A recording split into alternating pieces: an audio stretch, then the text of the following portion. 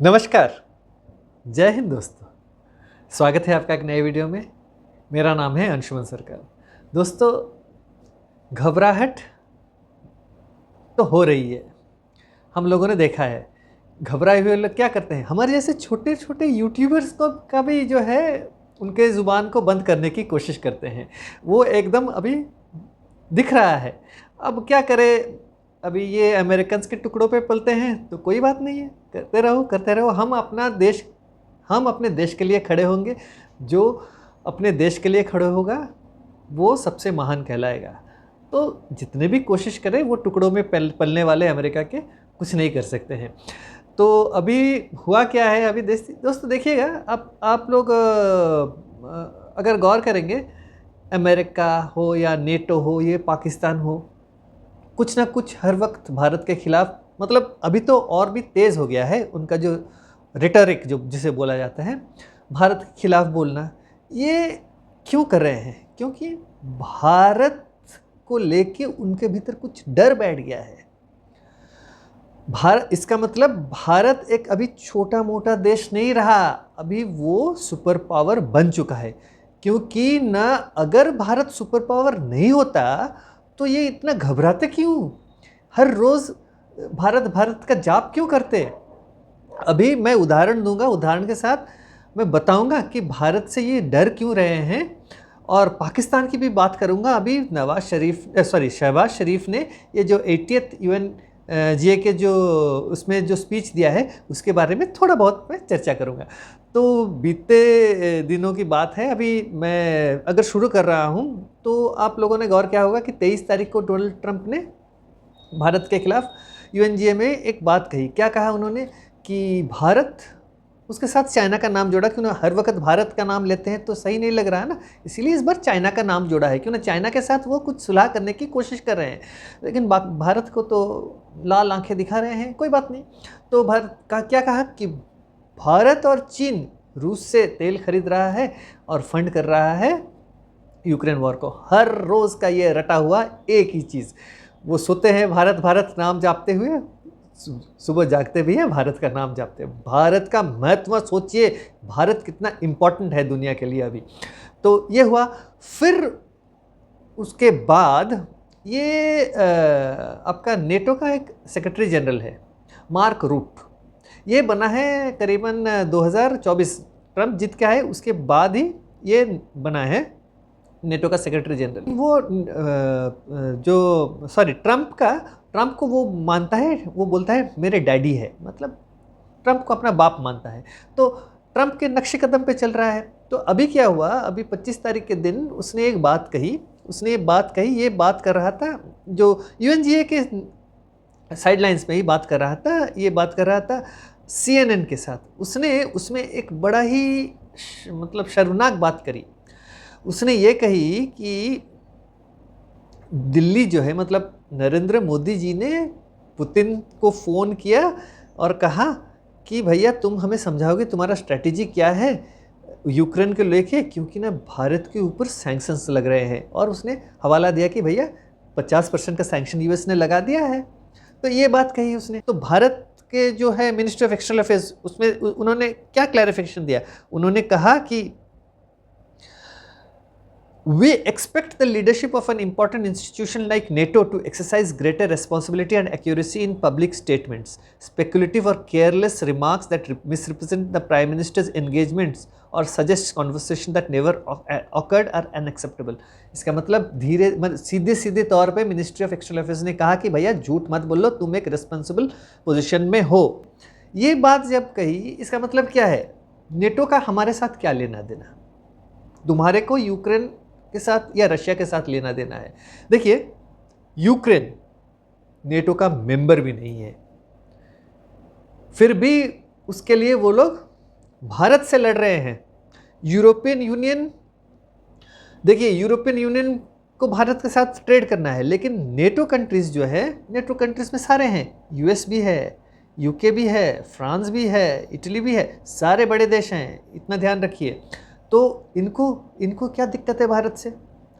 तुम्हारे को अगर प्रॉब्लम है रशिया से, तो भैया एक जंग लड़ो ना, ख़त्म करो कहानी। भारत को क्यों दोष दे रहे हो? तुम्हारा जो प्रॉब्लम है, तुम ज़बरदस्ती भारत को उस प्रॉब्लम में क्यों खींच रहे हो? ये बात है।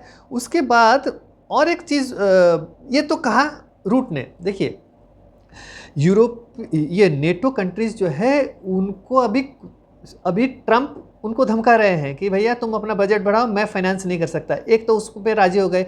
अब ट्रंप का जो बेटा बना हुआ है, जो मार्क रूट, उस पे ट्रंप दबाव डाल रहे हैं कि भैया तू भी अब लग जा भारत के खिलाफ। तो इसीलिए उसने कर दिया ये बात। अब बात करेंगे और एक चीज़, उसी 25 तारीख को ये यूएस का एनर्जी सेक्रेटरी है, उसका नाम है क्रिस राइट, उसने एक बात कही। ये रॉयटर्स को दिया था, उसने एक कवरेज कर रहा था, उस पर उसने कहा है, एंड आई कोट, ये बहुत महत्वपूर्ण है, इसके बारे में भी थोड़ा सा चर्चा करूंगा मैं। उसने कहा, I quote, India buys Russian oil because it's cheaper, nobody wants to buy Russian oil, they have to sell it at a discount. India is looking the other way, which is giving money to a guy who is murdering thousands of people every week. We don't want to punish India. You can buy oil from every nation on the earth, but not Russian oil. कैसे अपने जाल में ये फंसते हैं। देखिए, पहली बात तो उसने कहा कि भारत रशिया से बहुत ही कम दाम में तेल खरीदता है, और कोई रशिया से तेल नहीं खरीदना चाहता है भैया। तो तेल अगर नहीं खरीदना चाहता है, सही बात है। देखिए, अपने they have to sell it at discount, Bharat को इसीलिए डिस्काउंट में दे रहे हैं। भैया एक बात बताओ, तुम तो तेल नहीं खरीदते हो रशिया से, लेकिन तेल से भी तो और भी कीमती चीज़ खरीद रहे हो। यूएसए जो है वो रशिया से यूरेनियम खरीदता है, ऊपर से पूरा यूरोप एलएनजी खरीदता है। अब सर्दियों में अगर रशिया एलएनजी देना बंद कर देगा तो यूरोप के लोगों के घर में हीटर नहीं चलेगा और वो ठिठुरते हुए मर जाएंगे सारे। रशिया का वो आप लोगों को दया दिखा के वो एलएनजी सप्लाई कर रहा है, ये मान के चलिए। अब आगे चल के उसने क्या कहा? उसने कहा कि ये जो हम भारत जो रशिया से तेल खरीद रहा है, इससे क्या हो रहा है कि इससे पैसे दे रहा है पुतिन को, और वो मर्डर कर रहा है लोगों को हर हफ्ते। भैया तुम लोग तो इजराइल को आर्म्स एंड एमुनिशन सप्लाई कर रहे हो, और इजराइल तो हर रोज़ हमास के लोगों को ठोक रहा है, पैलेस्टीनियंस को ठोक रहा है। उसका कोई जवाब है तुम लोगों के पास? कोई नहीं है। तुम लोग कुछ कर भी नहीं कर पा रहे हो। क्यों? क्योंकि ना इजराइल तुम्हारा अलाई है, ठीक है ना। तो ये है। आगे चल के वो बोल रहा है कि we do not want to punish India. भाई तुम कौन होते हो पनिश करने वाले? You can buy oil from every nation on the earth, just not Russian oil. ठीक है भैया, एक काम करते हैं, हम रशियन ऑयल खरीदना बंद कर देंगे, हम वेनेजुएला से ऑयल खरीदेंगे, हम ईरान से ऑयल खरीदेंगे। चलेगा ना तुमको? क्यों ना, तुमने वेनेजुएला पे सैंक्शन लगाए हैं, तुमने ईरान पे सैंक्शन लगाए हैं। तो ये अमेरिकन जो है ना, ये बोलते हैं, सिर्फ बहुत ज़्यादा बातें करते हैं। हाँ, भारत देखिए इतना सब कुछ ये हर रोज़ बक बक बक बक करते रहते हैं। भारत कुछ बोल रहा है? कुछ नहीं बोल रहा है। पीयूष गोयल जी अभी गए बातचीत की, वापस आ गए। भैया हमारा जो स्टैंड है वो क्लियर है, तुम्हारे को क्या कॉम्प्रोमाइज़ करना है तुम करो। मैं बता रहा हूँ। इसके बाद बीते कल 26 तारीख के दिन यूएस ऑफिशियल एक है जो कि डायरेक्ट वो रिपोर्ट करता है, यूएस एडमिनिस्ट्रेशन का डायरेक्ट रिपोर्ट करता है ट्रंप को। उसने कहा है, I quote, US tells India that Russian oil curbs are key to trade deal progress, unquote. इसका मतलब क्या है? ब्लैकमेल कर रहे हो, तुम रशियन ऑयल खरीदोगे तो हम ट्रेड नहीं खरीदेंगे। इससे क्या हम निष्कर्ष क्या निकाल सकते हैं कि देखिए, ये जो एक्चुअली क्या हुआ, UNGA का जो अभी 80वां जो सेशन शुरू हुआ है और चल रहा है, उनको लगा था कि नरेंद्र मोदी जी जाएंगे, फिर वहाँ पे जैसे कि डोनाल्ड ट्रंप हर किसी के साथ जो है मिसबिहेव करते हैं, वो ओवल ऑफिस में बुला के वैसे कुछ करेंगे और नीचा दिखाने की कोशिश करेंगे भारत को। भैया भारत को क्या पड़ी है? भैया हमारे देश में अभी फेस्टिवल्स चल रहे हैं, नवरात्र चल रहे हैं, हर कोई अभी उस चीज़ में इन्वॉल्व है। हमारे को क्या पड़ी है? हमारे लिए रिप्रेजेंटेटिव है ना, जयशंकर जी गए हैं, इज रिप्रेजेंटिंग इंडिया। और उन्होंने जैसे मीटिंग सारे करे हुए हैं ग्लोबल साउथ के लीडर्स के साथ, G20 के मिनिस्टर्स के साथ, ग्लोबल साउथ के मिनिस्टर्स के साथ, तो बहुत सारी चीज़ें वो भी कर रहे हैं। तुम लोग जैसे हर रोज़ हमारे को गाली दे रहे हो, कुछ बनता नहीं है। इसका मतलब ये है हाथी चले बाजार कुत्ते भौंके हजार, ये कहावत है हिंदी में। तो यही चीज़ है, भारत अभी महान बड़ा देश बन चुका है, ये उनको खतरा है, उनको खतरे की घंटी लग रही है।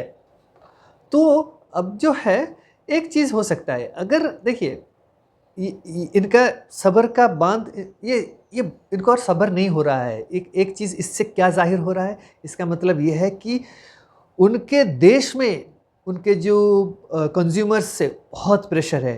जो एक्सपोर्ट वहाँ से जो एक्सपोर्ट करते हैं उनके ऊपर, उनके एडमिनिस्ट्रेशन के ऊपर बहुत प्रेशर है कि क्यों तुमने टैरिफ्स लगाए हैं, टैरिफ कम करो, वरना हम अगर इंपोर्ट नहीं करेंगे हम कैसे जिएंगे।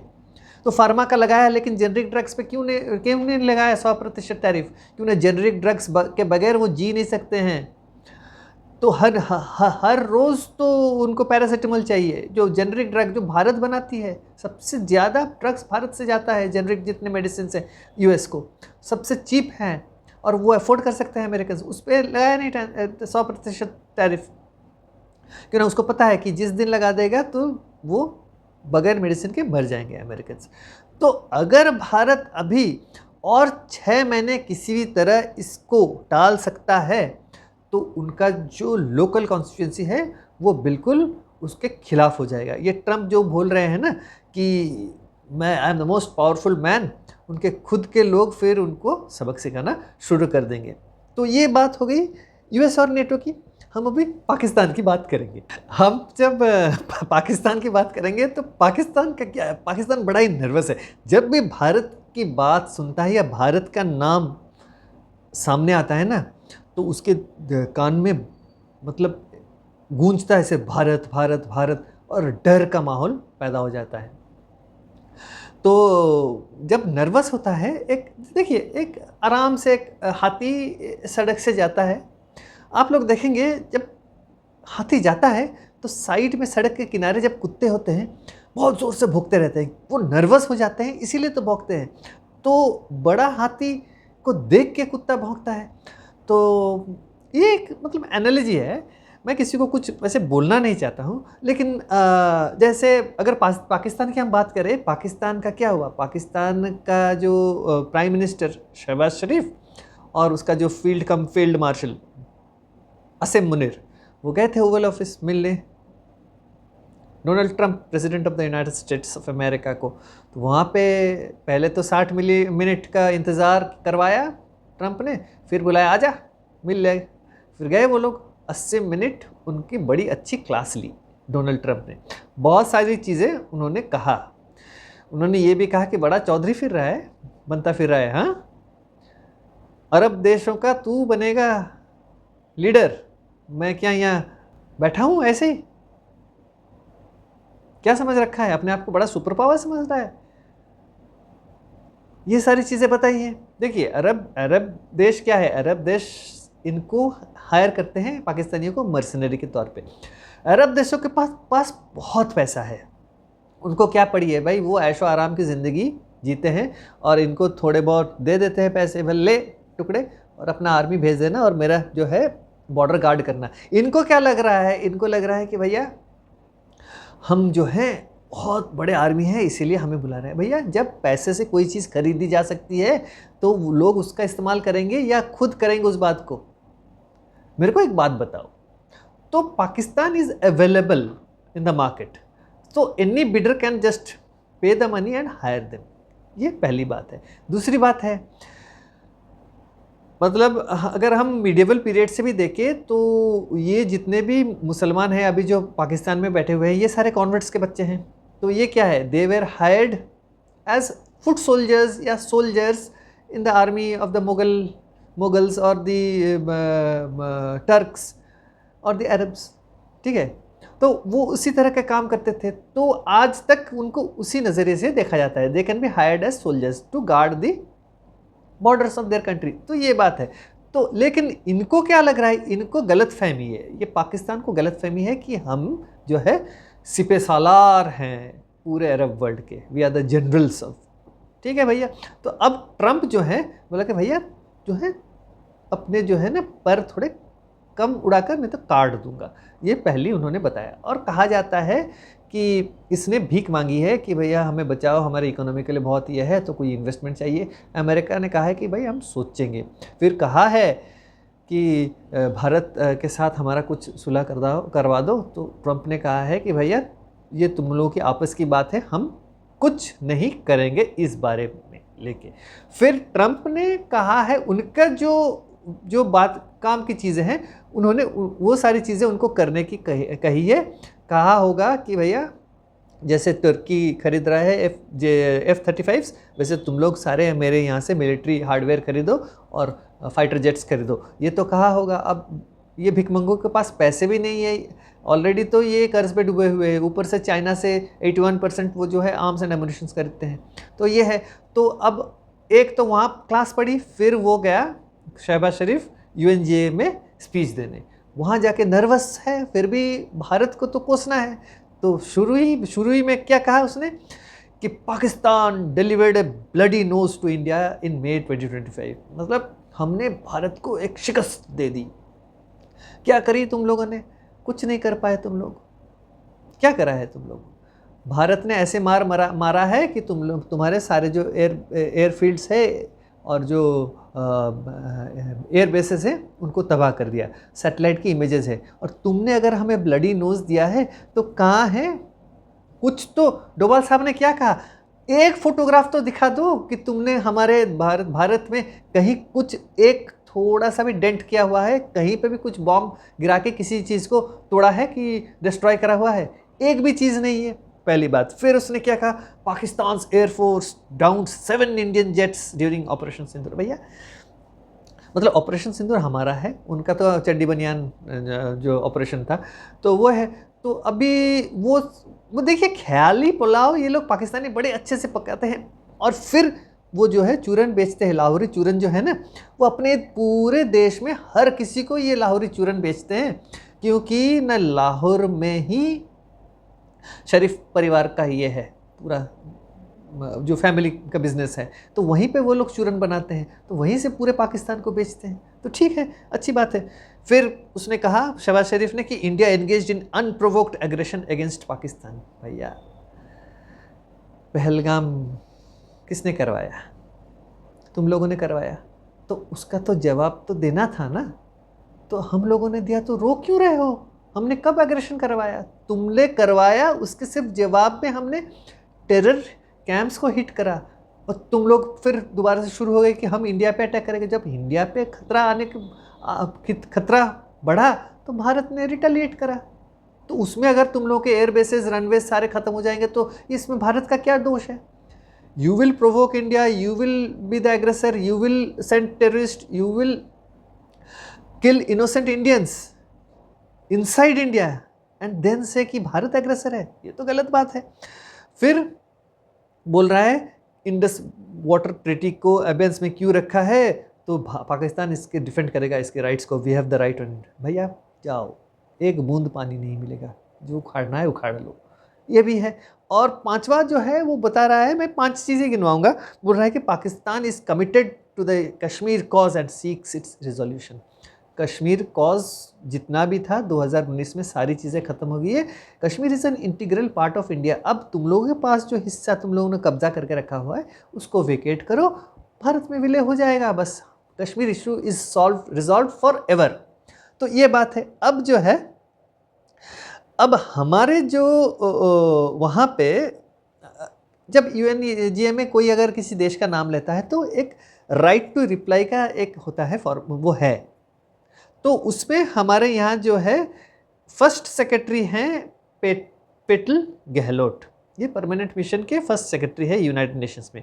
उन्होंने क्या कहा जवाब में बताऊँ, मैं थोड़ा सा एक पढ़ दूँ, एक लाइन फिर समाप्त करूँगा वीडियो को। I quote, the intervening event was the destruction caused to multiple Pakistan air bases by Indian forces. The pictures of that damage are of course publicly accessible. If destroyed runways and burnt out hangars look like victory, as the Prime Minister claimed, Pakistan is welcome to enjoy it. एक बड़ा तमाचा मारा, हमारे first secretary है वो, क्या कहा कि जो पाकिस्तान एयर बेसिस को जो हम भारत की इंडियन एयरफोर्स ने तबाह करी है, उसके पीक जो फोटोग्राफ्स है पूरे पब्लिक में अवेलेबल है, तो देख ले। अगर उनको लग रहा है कि जो हैंगर सब ध्वंस होके पड़े हैं या रनवे सारे गड्ढे होके पड़े हैं, वो अगर उनको लग रहा है कि उनका जीत है इस जंग में, तो उनको दे आर वेलकम, मतलब उनका स्वागत है, वो एंजॉय कर सकते हैं इस विक्ट्री को लेके। तो एक बड़ा तमाचा मारा। देखिए, एक प्राइम मिनिस्टर, मतलब सोच समझ के बात करनी चाहिए, लेकिन ये क्या है, इनको लग रहा है कि मैं प्राइम मिनिस्टर हूँ, एक देश का प्राइम मिनिस्टर बहुत पावरफुल हो। और पाकिस्तान के हर प्राइम मिनिस्टर हो या हर डिक्टेटर हो, अपने आप को बहुत पावरफुल समझता है। अपने देश में भी नहीं, दुनिया भर में वो अपने आप को बहुत पावरफुल समझता है। हर प्रेसिडेंट, वो अयूब खान हो या भुट्टो हो या मुशर्रफ हो, जब वो पावर में थे बहुत हेकड़ी निकालते थे, लेकिन भारत के सामने फिर आखिरकार झुके। अयूब खान ने जब शास्त्री को क्या कहा था पता है, बौना या कुछ एक शॉर्ट मैन कुछ कहा था, तो तब सोवियत के प्रेसिडेंट ने एक डांट लगाई थी, बोला कॉम्प्रोमाइज़ कर और जा वापस। इसी तरह से 93,000 जो है प्रिजनर्स ऑफ वॉर, क्यों ना इंदिरा गांधी जी के खिलाफ इस जुल्फ़िकार अली भुट्टो ने बहुत गलत गंदी बात करी थी, फिर शिमला एग्रीमेंट हुआ। तो ये जितने भी होते हैं ना, पाकिस्तान के जितने भी लीडर्स, ये बड़े ही अपने आप को पावरफुल समझते हैं, लेकिन ऊपर का महला बिल्कुल खाली होता है उनका। तो आगे चल के जो है हमारे फर्स्ट सेक्रेटरी पेटल गहलोत ने क्या कहा, I quote, the Prime Minister of Pakistan also advanced a bizarre account of the recent conflict with India. The record on this matter is clear. Till 9 May, Pakistan was threatening more attacks on India, but on 10 May, its military pleaded with us directly for a cessation to the fighting. इसी में ख़त्म हो गया सारी चीज़ें। उन्होंने कहा कि भैया, पाकिस्तान जो प्राइम मिनिस्टर है बड़ा ही अजीब व गरीब जो चीज़ बयान कर रहे हैं, जो कॉन्फ्लिक्ट हुआ है भारत के खिलाफ। रिकॉर्ड में वो लाई कि 9 मई को पाकिस्तान ने थ्रेटन करा भारत के ऊपर अटैक करेगा, तो 10 मई को भारत ने जवाबी हमला कर दिया। जवाबी हमले के बाद पाकिस्तान की मिलिट्री ने भारत से गुजारिश की कि भैया जंग रोक दो। इसी के साथ ख़त्म हो गई जंग। तो जब क्लियरली ये सारी चीज़ें बताई गई हैं, तो पाकिस्तान को कुछ नहीं बनता। मैंने कहा ना, पाकिस्तान बहुत ही जो डरे हुए होते हैं ना, वो बहुत चीखते चिल्लाते हैं। देखिए, हर कोई झूठ बोलता है। यहाँ पे अगर मैं इस वीडियो की भी बात करूँ, तो शुरू में मार्क रूट झूठ। डोनाल्ड ट्रंप ने क्या कहा, मार्क रूट ने ये जो रशियन प्रेसिडेंट को, पुतिन को फ़ोन किया, नरेंद्र मोदी जी, जो कि ख्याली एक बात बताया। देखिए, उसका बाप जो है डोनाल्ड ट्रंप हर रोज़ झूठ बोलता है। क्या बोला था कि मैंने पाकिस्तान और भारत के बीच जंग रुकवा दी, जो कि सरासर झूठ बात है। भारत ने हज़ारों बार, 50 बार भारत ने बोला है कि भैया मत बोलो ये बात, तुमने करवाई नहीं है। देखिए, हमारे देश में भी एक है लीडर जो कि हर रोज़ उठता है, झूठ बोलता है। हमारे देश का लीडर ऑफ अपोजिशन हर रोज़ झूठ बोलता है। तो ये जो गोरे लोगों के ना खून में ही झूठ भरा पड़ा है। एक तो सेल्फ रिस्पेक्ट नाम की कोई चीज़ है नहीं, ऊपर से झूठ पे झूठ बोलते हैं, ये बात है। और रही बात पाकिस्तान की, ये तो झूठ का वो पूरे देश ही झूठ की बुनियाद पे बनी हुई है। मोहम्मद अली जिन्ना जो है, ब्लैकमेल करके एक रिलीजन का हवाला दे के उसने एक कंट्री कार्व आउट किया है। पता है आप लोगों को, बलूचिस्तान को उसने एनेक्स करा है झूठ बोल के। पहले तो वो वकील था वहाँ के नवाब का, फिर उसके बाद झूठ बोल के ज़बरदस्ती आर्मी भेज के बलूचिस्तान को एनेक्स करा है। तो ये जो पाकिस्तान की बुनियाद जो है झूठ पे खड़ी हुई है। तो ये कोई एक वो नहीं है देश, मतलब ये अभी घबराए हुए देश हैं, अपने आप को बड़ा मतलब चौधरी बन के फिर रहे हैं। क्यों ना एक सऊदी के साथ कोई एक एग्रीमेंट कर दिया है, और अमेरिका भी पूछ रहा है, क्योंकि ना अमेरिका को अभी ये जो 7-8 जो देश है उनको इकट्ठा रखना है। अब Pakistan is playing as a दलाल, बस ब्रोकर के काम कर रहा है वो। और अभी अगर सऊदी से साथ जो हुआ है एग्रीमेंट, उससे उसको पैसे मिलेंगे, तो चाइना को अभी उसने दरकिनार कर दिया है, जबकि चाइना का इन्वेस्टमेंट पाकिस्तान में सबसे ज़्यादा है। अब चाइना ने भी बंद कर दिया है और कोई इन्वेस्टमेंट नहीं है। अब पैसे कैसे लौटाएगा चाइना को, वो देखने वाली बात है। तो देखिए, मैंने अभी इस वीडियो में जो भी इंस्टेंसेस अभी जताया कि मतलब मैं यूएस की बात करूं, नेटो की बात करूं या पाकिस्तान की बात करूं, इससे क्या साबित होता है? इससे ये साबित होता है कि भारत जो है, भारत का जो ग्लोबल स्टैंडिंग है ना, अभी तो हम लोग थर्ड लार्जेस्ट इकोनॉमी बनने जा रहे हैं, तो ग्लोबल स्टैंडिंग में इतना बड़ा हो चुका है भारत कि इनसे सहा नहीं जाता है। और basically it's hurting the ego of United states, मतलब डोनाल्ड ट्रंप एंड नेटो। और पाकिस्तान को भी वो बहुत नर्वस कर रहा है अभी, उनको पता नहीं है कि कल क्या हो सकता है। तो यही एक था वीडियो। तो इसी के साथ मैं इस वीडियो को यही समाप्त करता हूँ। अगर आपको वीडियो अच्छा लगा है तो वीडियो को ज़रूर लाइक करें और चैनल को सब्सक्राइब करना ना भूलें। तो अगले वीडियो तक जय हिंद, नमस्कार।